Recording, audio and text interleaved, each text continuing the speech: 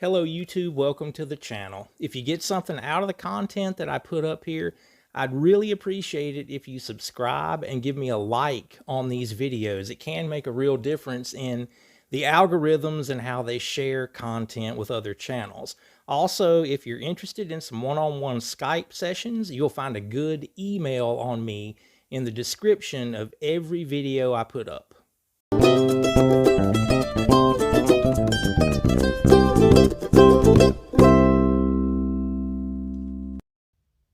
Hello again, we're doing the Wayne's World of Mandolin sticker contest today. Stick around to the end. I'll be playing something by someone you're going to recognize, a little ditty of theirs. I want to know the guy that played it and the song that it is. Thanks for everyone who participates. Okay, today we're going to continue the playlist on Bluegrass standards and the way that we can grow through those.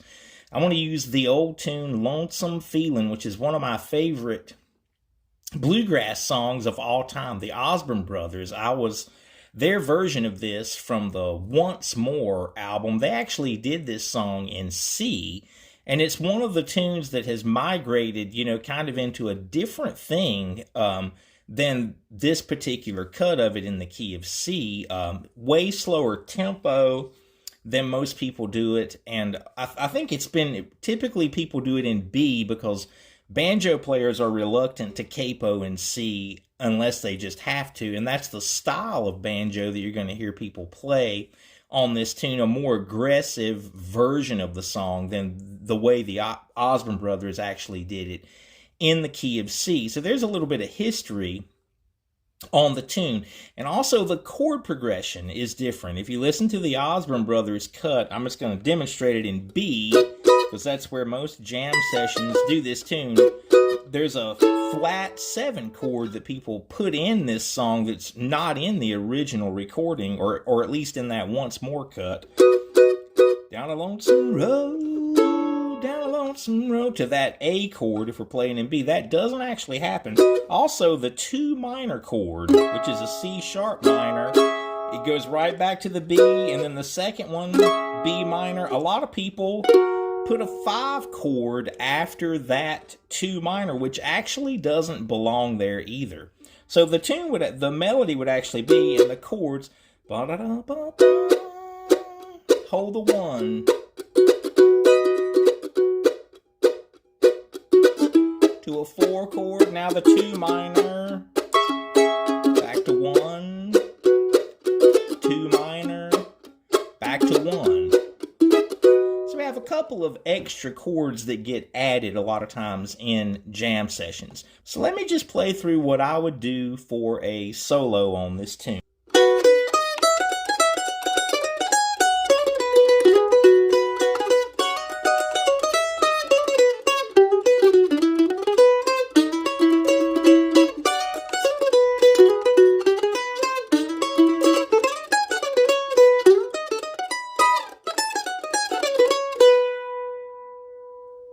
Okay, so there you have a melody-driven break on this tune, kind of a bouncy tempo that you would find this being played in jam sessions at about this speed. Certainly, I wouldn't want to hear it a lot faster than that. So let's break some of this down.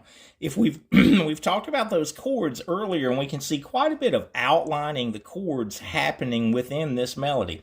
It starts out,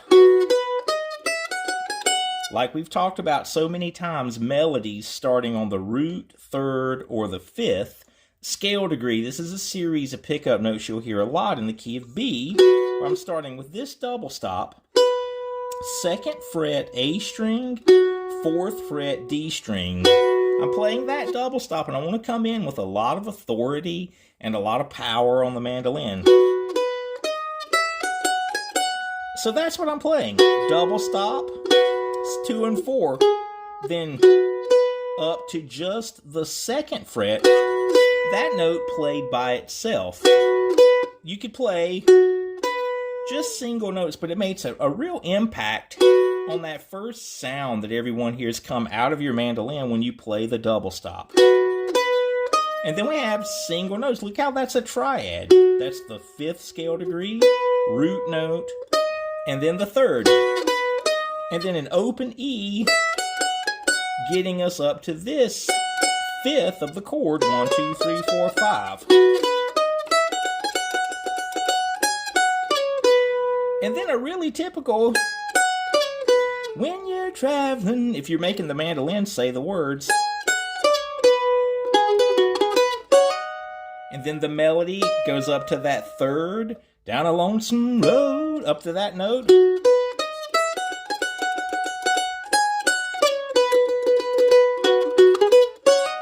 Another double stop being used there.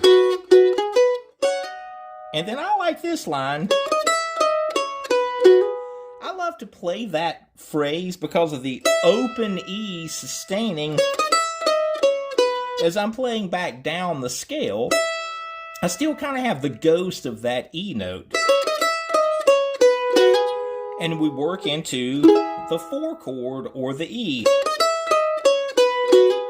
So when we play that shape, you should recognize that as an E shape. Sometimes I refer to that as the Orange Blossom Special E. And we would have our... There's the outline of that chord when we go to the E.